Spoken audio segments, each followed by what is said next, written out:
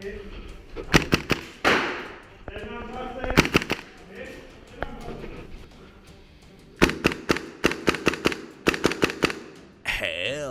there, and as usual, I'm Aaron from My Stand Gamers, and welcome. So today we're taking a look at my GHK AK74U gas blowback rifle. Compact, reliable, and extremely efficient. And I'm going to be discussing some of my theory behind the setup of this weapon and how you can make this gas gun compete on the field. But do remember, the gun is just a tool, it's the player behind it that's going to make the real difference. So starting with the stock, I've wrapped this with a Russian style tourniquet. Now this does two things: it raises your cheek weld for the red dot, as well as keeps your face in a suitable position. Now moving a bit further down, we've got an original Bakelite grip with a bit of skateboard tape on to grip it in rough weather. Now above that, we have an Asia Dynamics 1-point sling loop, perfect for dropping your weapon and pulling a pistol out very quickly. Now the first problem that we're going to run into is the fire selector. If this comes a little bit loose, you're going to be really struggling to select between semi and automatic fire, so keep it tight.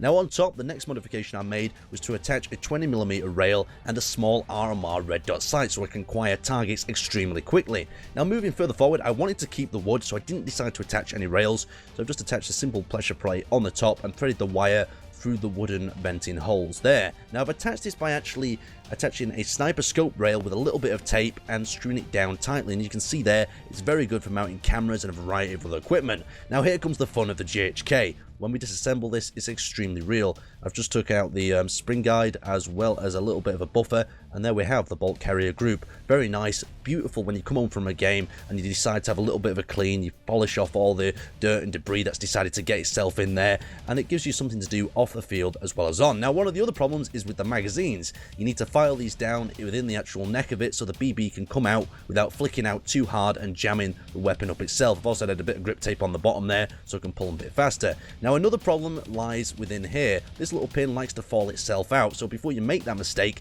put some tape around it. So that's how I run my GHK AK. I would really like to hear your feedback, as well as a variety of different comments on how I could set this up better, or if you've got any modifications that I think I need to make. I'd like to thank you guys for watching, and I'll see you next time.